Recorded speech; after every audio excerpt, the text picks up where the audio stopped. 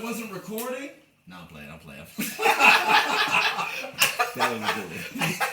You actually got me for a minute. So I was like, after all that we did, that was a good one. That actually was good. Yes. You had me. That's good. And we got him on camera too. Multiple angles. Let's go. Because I jumped over like, Wait, what? Beg pardon.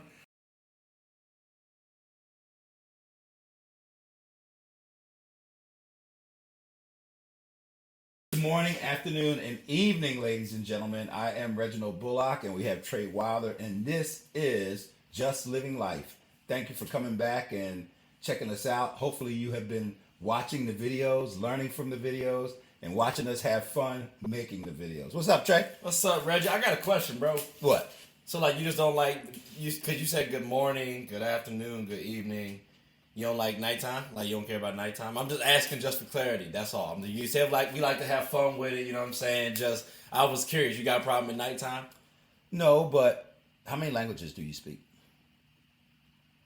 I mean, a couple. I made up a couple myself, though. So Yeah, that's so why. like, bonsoir, monsieur. What's that? Hello, madam. Sabah Noor. I don't know him. Right. So Sabah Noor is Arabic for good evening. I didn't know that, actually. And bonsoir is French for good evening. And buenas noches is Spanish for good evening. Mm. Is that night or evening? Buenas Noche? noches. Because it's noche and you think it's night.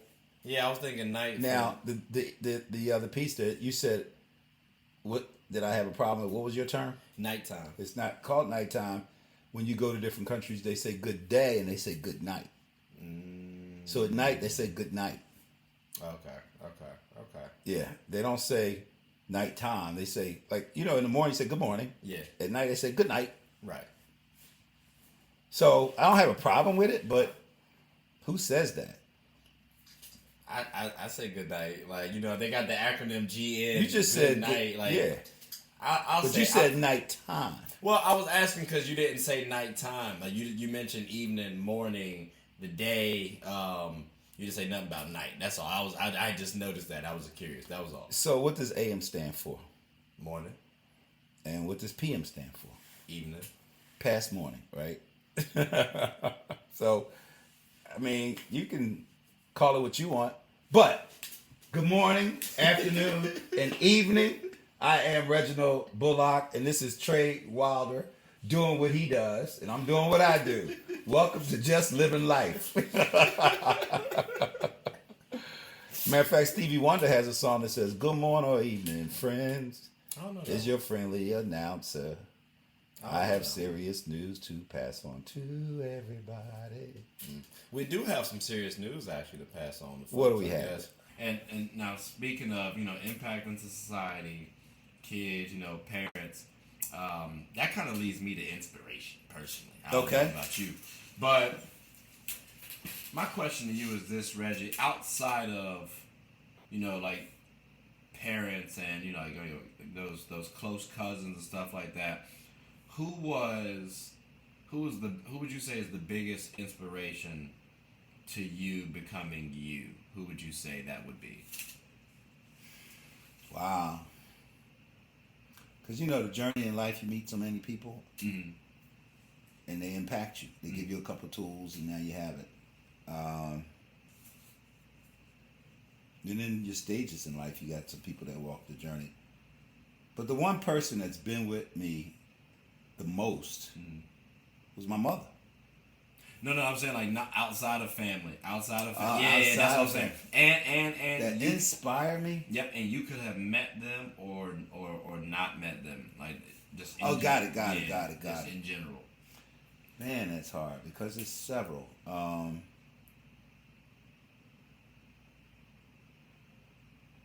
It's several. Like in later day, Daniel James III. You ever heard of a guy named Chappie James? No. First black 4-star in the military.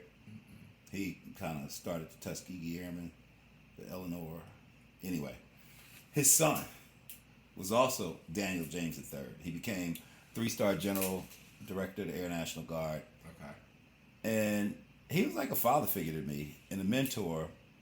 I think when I was a captain in the Air Force. And so him being a black officer at that level understood what stuff is that you got to go through as a black officer. Right. And he and I would have those kind of conversations, but he would also navigate me, mentor me, Right. coach me. He would come over my house and we would talk. And I was his exec at times and helped him out. But he was an example of perseverance and just intestinal fortitude. I remember when they wanted to make him the 3-star general, all of a sudden all these investigation things start popping up.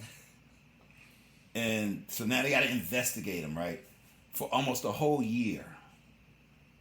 Not, we want you to be a 3-star general, we'll send you to Capitol Hill, sit in front of Congress, and get your Senate confirmation on, and you good. Yeah. 2-3 weeks, maybe a month. No. Before that even happened, they wanted to play with him. And I watched that, and he would just help me to understand certain things. When he goes back to his hotel room at different conferences, he put on Boney James and just chill. He was an example, and that the inspiration piece is that he was just one generation after Tuskegee Airmen started, because that was his day. And so he went through some stuff. He was an Air Force pilot, right? And then the Tuskegee Airmen, they went through stuff. Right? Bread and water and sleeping in a tent in the snow. I mean, and then get in the airplane and fly, and the airplane's cold. Right? And so he just taught me stuff. He would show me how to do things. When he's up there on stage doing a speech, afterwards, I would ask him, can I have that speech? He said, sure, here. And I look at it, and I would see how he scribbled all over it, wrote this. I'm like, so this is how you do it. And then one time he gave me a speech that he did, and I looked at it, I was like, this doesn't sound like anything you said. He said, I know. He said, my speech writer wrote it. I didn't like it, so I just... He said, but you can have it anyway, Reggie. I was like, wow, you didn't even use it. And he had his own speechwriter. And so, but he was always able to be that general officer, be a gentleman, be a friend, be a fatherly figure. And the interesting thing, I think it pissed everybody else off, but anytime we were in the same room together, he would come to the position of attention and bow because he knew that I was a martial arts master. And as far as he was concerned, I'm sensei, and so we would be in some high level places, and we both be in uniform. He's got 3 stars, and I got an oak leaf cluster, right? And all of a sudden he's bowing to me, and everybody like, what the heck is going on? And he didn't even care. Right. And he would do that like all the time. No matter where we were, the moment he see me, he'd walk up and we bow. You got to be consistent though. Oh no, and I think he just did it because he could. Yeah. So there are many more like him that inspired me, but that's a time period, and he's one. Okay. See, I feel you on that, because there have been so many influential people like in my life, right? If I had to pick one again, it's tough, but I would say, and I've never actually met the man before, but Kobe being Bryant, you know what I'm saying? That's why I got the man's jersey. I'll talk to me. I knew he was going to get to that 24. But no, he's been very inspirational. And still is. Yeah. I'm about to say for a multitude of reasons. Because when he was living, he inspired me to play basketball, which also helped me network and really helped make me to be the person I am today. Then you also got when he died, and it's it just kind of helped motivate me to get the show up and running, Get a Bucket Show, which now has morphed into the network. So I'm trying to build up, which that's another person. Another person that inspired me for the networking part. But again, he helped motivate me to actually get up and not just start keep planning the show or keep thinking about it. Just get up and do it. So, execution. So again, I would say Kobe would be that inspiration piece for me. But can you remember who might have been your inspiration when you was 13? Kobe. Okay. All right. Yeah, no, it's been consistently Kobe, just because Like when I got into basketball heavily because I saw him do a 360 dunk against Portland when I was 6 years old, so that was 1998. And then ever since, it was just like he's always been consistent. The I'm Perfectly Made Foundation believes that routine screenings can save lives and that access to these services should not be a barrier. Our mission is to promote eye health education, free eye exams, free eye screenings, and free glasses to our communities with the focus of highlighting early detection. The I'm Perfectly Made Foundation also gives individuals with low vision and blindness the opportunities to be a part of certain community events regardless of visual impairments. At least like in terms of that idolization standpoint. So I do have somebody like that. Who was yours? Bruce Lee. Bruce Lee. I'm a Bruce Lee disciple. Okay. Man. What about Bruce Lee makes him a big fan for you? Like, first of all, he can fight. Uh-huh. He's a bad dude. I mean, and he can fight anybody. And he wasn't afraid of anybody. Not at all. He would fight any human being on earth. It's the intangibles. Yeah, but the other thing is he was just a master at so many things. He was a philosopher, right? Had a degree in that. He was a science. From the scientific element of martial arts in the human body, he created so many things. You know how we use all of these fitness equipment, and they used to call them Nautilus and Universals and stuff like that. He invented a lot of that stuff because he needed to train.